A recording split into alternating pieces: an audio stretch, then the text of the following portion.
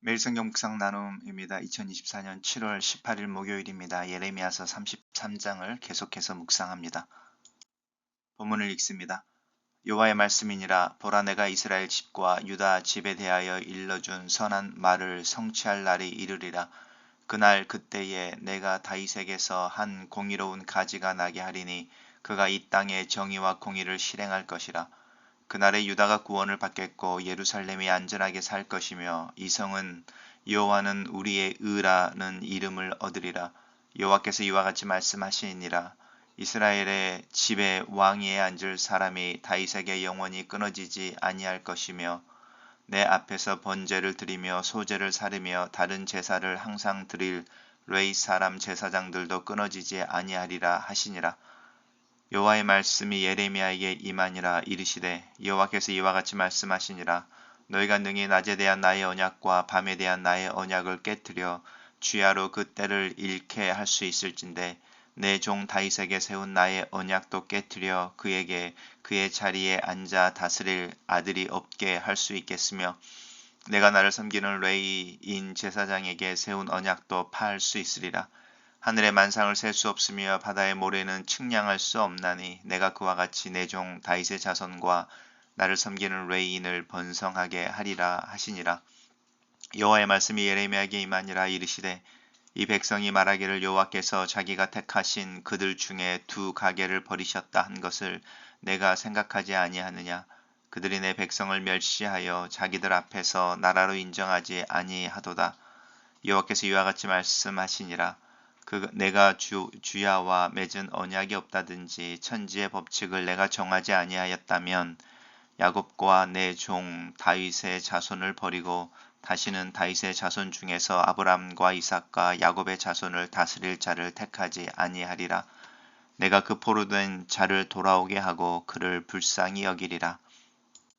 오늘의 본문은 하나님께서 그 일몰과 일출 또 자연의 법칙을 근거로 삼으셔서 너희들이 그 약속을 깨뜨릴 수 있다면, 자연의 법칙이 깨진다면 나도 이스라엘 중에 하나님의 어떤 왕 구원자를 세우는 것에 대한 약속을 깨겠다라고 그 언약에 대한 확실, 그 언약을 기어이 완성시키고 지키시는 하나님에 대한 이야기를 하고 있습니다.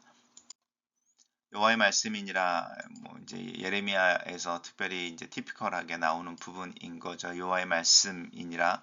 계속적으로 이제 예레미야를 통해서 주어지는 하나님의 말씀임을 강조하고 있습니다. 여호와의 말씀이 예레미야에게 임하니라.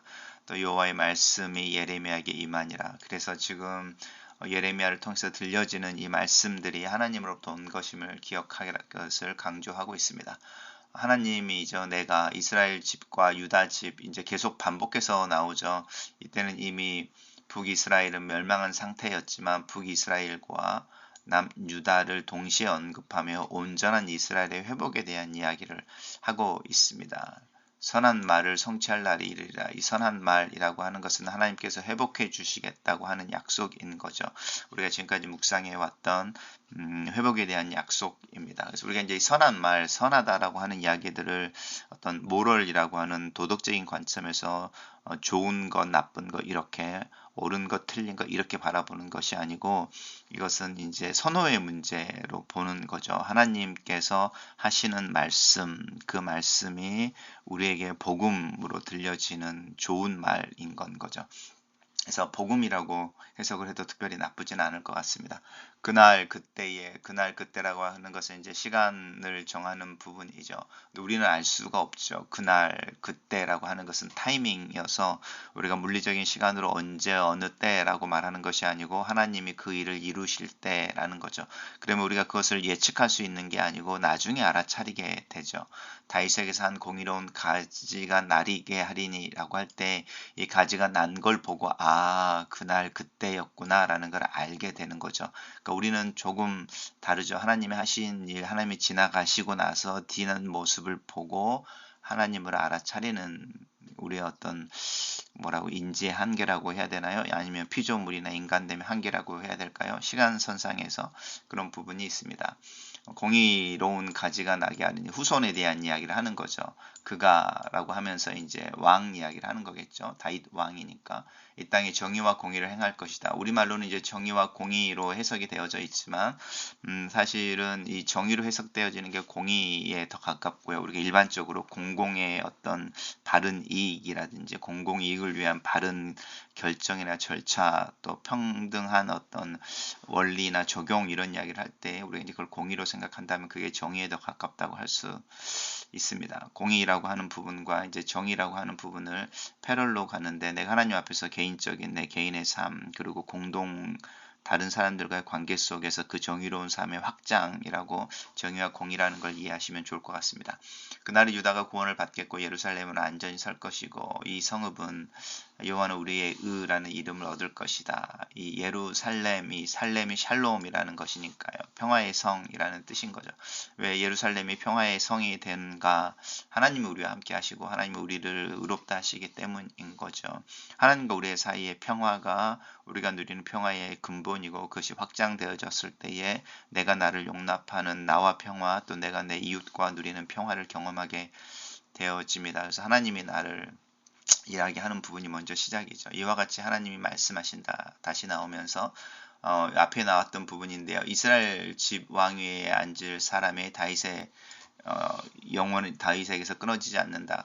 다시 나오는 부분이죠. 다윗에게서 한 공의로운 가지가 나게 한다라고 하는 이야기의 연속 선상인데 이제 그 회복되어지는 나라 이스라엘이죠. 여기서는 북이스라엘을 이야기하는 게 아니고 북이스라엘과 남유다가 온전히 회복되어진 하나된 이스라엘을 의미하죠.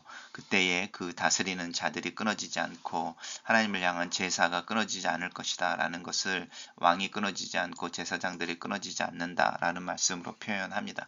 또 다른 때에 하나님의 말씀이 예레미야에게 임합니다. 이게 연속적으로 임했다기보다는 아마 이렇게 예레미야에게 임했던 말씀들을 모아놓은 어떤 부분이라고 생각하시면 좋을 것 같습니다. 19절에서부터는 이와 같이 말씀하시느니라 라고 이야기하시면서 내가 이스라엘을 회복하고 왕이 끊어지지 않게 하고 제사장이 끊어지지 않게 할 것이다. 그리고 그 특별히 한 왕이 나타나서 이 정의와 공의를 행할 것이다 라고 하는 부분들에 대해서 이제 언약 이야기를 하고 계시는데요.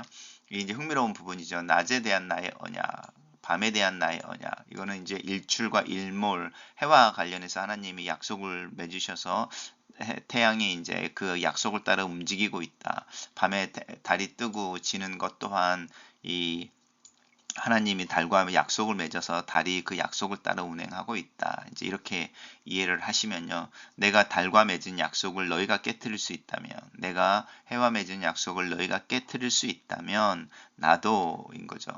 나도 다윗과 맺은 나의 약속을 깨뜨려서라고 하는 부분입니다. 우리가 자연의 법칙을 우리 마음대로 바꿀 수 없는 것처럼 하나님께서 이스라엘을 향하여 이렇게 왕을 주시겠다, 회복하시겠다, 지키시겠다라고 하는 그 약속 또한 하나님이 절대로 깨뜨리지 않는다라고 하는 부분입니다.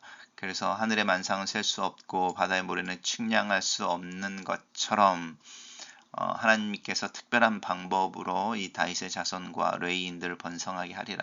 그리고 이것이 이제 예수 그리스도 안에서는 사실 그리스도인들을 의미하는 거죠. 다윗의 자손과 나를 섬기는 레위인들이라고 하는 부분입니다. 그래서 이 부분이 사실은 예수 그리스도와 또 그에게 속한 자들이라고 하는 그리스도인으로 확장되는 것을 저희들 이렇게 말씀을 읽으면서 자연스럽게 연상할 수 있습니다.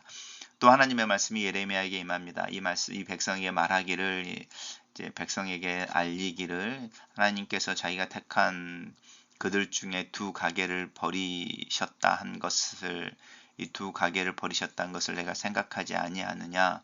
그들이 내 백성을 멸시하여 자기들 앞에서 나라를 인정하지 아니한다. 그리고 이제 내가 주야로 다시 나오는 거죠. 천재 법칙을 내가 정하지 아니하였다면 야곱과 내 종 다윗의 자손을 버리고 다윗 자손 중에 아브라함과 이삭과 야곱의 자손을 다스릴 자를 택하지 아니하리라. 한 사람이 나온다는 거죠. 계속 나오는 공의로운 한 가지라고 하는 부분입니다. 여기에서 이제 메시아라고 하는 또 그리스도라고 하는 이스라엘 백성들이 기다리는 한 지도자의 근원이 나오게 되죠. 그리고 포로된 자를 돌아오게 하고 그를 불쌍히 여길 것이다. 이렇게 약속하고 계십니다. 단락을 요약해 보겠습니다. 하나님은 다윗 왕조에 속한 왕을 통해 정의와 공의를 실현하시고 이스라엘에게 왕과 제사장이 끊어지지 않겠다고 약속하신다. 이렇게 정리해봤습니다. 묵상 나눔입니다. 하나님은 이스라엘과 유다의 온전한 회복을 예고하신 약속을 다윗에게서 난 한 공의로운 가지를 통해 성취하시겠다고 하십니다. 그는 정의와 공의로 불의를 바로잡을 때 유다는 구원을 경험하고 예루살렘은 하나님의 의를 시현하는 성읍이 될 것입니다. 예수님이 바로 이 다윗에게서 난 공의로운 가지이며 공평과 정의로 다스리시는 왕이십니다. 예수님은 자신의 삶과 죽음, 부활과 승천, 재림과 심판으로 하나님의 정의를 실현하십니다. 예수 그리스도를 왕으로 모신 교회에서 먼저 이 회복이 성취되고 온 세상으로 확장될 것입니다. 하나님은 다윗 가문의 왕위가 영원히 이어지며 제사장도 끊어지지 않을 것을 약속하고 계십니다. 하나님의 대리 통치자인 왕이 끊어지지 않는다는 것은 이스라엘을 향한 하나님의 다스림이 영원함을 의미하고 대제사장이 끊어지지 않는다는 것은 하나님이 이스라엘과 영원히 함께 하심을 의미합니다. 하나님의 영원한 통치와 임재가 예수님을 통해 흔들림이 없는 현실로 보장되었습니다.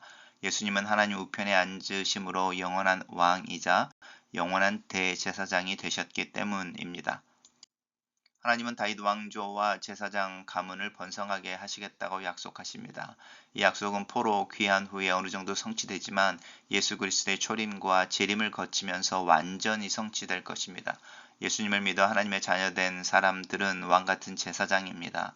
예수님이 다시 오시는 날 각 나라와 족속과 백성과 방언에서 나온 아무도 능히 셀 수 없는 큰 무리가 바로 우리 하나님 앞에서 나라와 제사장들이 되어 땅에서 왕노릇할 것입니다.